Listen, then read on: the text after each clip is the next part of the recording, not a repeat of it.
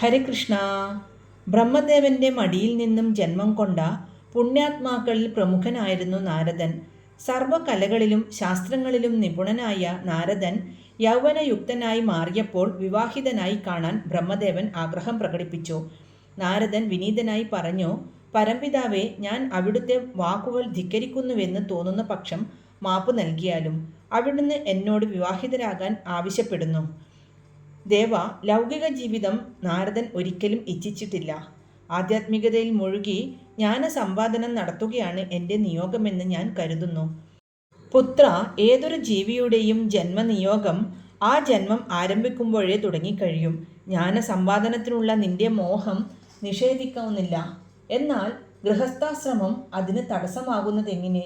തൊഴുതു നിൽക്കുന്ന പുത്രനോടായി ബ്രഹ്മദേവൻ തുടർന്നു, മകനെ, ബ്രഹ്മചര്യ, ഗാർഹസ്ഥ്യം, വാനപ്രസ്ഥം, സന്യാസം ഇവ അനുക്രമമായൊരു യാത്രയാണ്.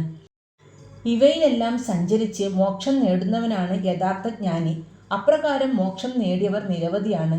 ജീവിതത്തിൻ്റെ വിവിധ ഭാവങ്ങൾ വീക്ഷിച്ചും അനുഭവിച്ചും അറിഞ്ഞ ഒരുവന് മാത്രമേ മനുഷ്യ സേവനത്തിനും ഈശ്വര സേവനത്തിനും സ്വയം സമർപ്പിക്കാനാവൂ. നീയും ആ മാർഗം പിന്തുടർന്ന് ഉദാത്ത മാതൃകയാവൂ. പിതാവിൻ്റെ നിർദ്ദേശം നാരദനെ ചിന്താമഗ്നനാക്കി. സന്യാസത്തെ ജീവിതപ്രദമായും ജ്ഞാനസമ്പാദനത്തെ ആത്യന്തിക ലക്ഷ്യമായും കണ്ടു നടക്കുന്നവനാണ് താൻ. തൻ്റെ ഇത്തരം ആഗ്രഹങ്ങൾക്ക് പങ്കാളിയാകാൻ ഏത് കന്യകയാണ് തയ്യാറാവുക? പുത്രൻ്റെ മനസ്സിലുദിച്ച ചോദ്യങ്ങൾ ബ്രഹ്മദേവൻ ഊഹിച്ചറിഞ്ഞു. ബ്രഹ്മദേവൻ നാരദനെ തഴുകിക്കൊണ്ട് അനുതാപത്തോടെ പറഞ്ഞു, പുത്ര, നിന്റെ ലക്ഷ്യത്തിലേക്ക് സഹായിയായിരിക്കും നിന്റെ പത്നി. നിന്റെ പത്നിയാകാൻ യോഗ്യതയുള്ള ഒരുവളെ ഞാൻ കണ്ടെത്തി കഴിഞ്ഞിട്ടുണ്ട്. നാരദൻ ചോദ്യഭാവത്തിൽ പിതാവിനെ നോക്കി. ബ്രഹ്മാവ് കൂട്ടിച്ചേർത്തു, നാരദ, സഞ്ജയൻ എന്നൊരു മഹർഷിയുണ്ട്. ജ്ഞാനിയായ അദ്ദേഹത്തിന് പണ്ഡിതയായ ഒരു കന്യകയുണ്ട്. മാലതി എന്നു പേരുള്ള അവൾ ദമയന്തി എന്നും അറിയപ്പെടുന്നു. കഴിഞ്ഞ ജന്മത്തിൽ നീ അവളുടെ ഭർത്താവായി തീരുമെന്ന് പരമേശ്വരൻ ആ കന്യകയ്ക്ക് അനുഗ്രഹം നൽകിയിട്ടുണ്ട്. നീ അവളെ പത്നിയാക്കുക.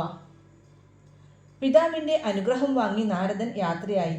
അദ്ദേഹം സഞ്ജയ മുനിയുടെ വാസസ്ഥലമായ ബദരികാശ്രമത്തിൽ ചെന്നുചേർന്നു. അവിടെ വെച്ച് നരനാരായണന്മാരുടെ സാന്നിധ്യത്തിൽ നാരദൻ മാലതിയെ വിവാഹം കഴിച്ചു. ഹരേ കൃഷ്ണ.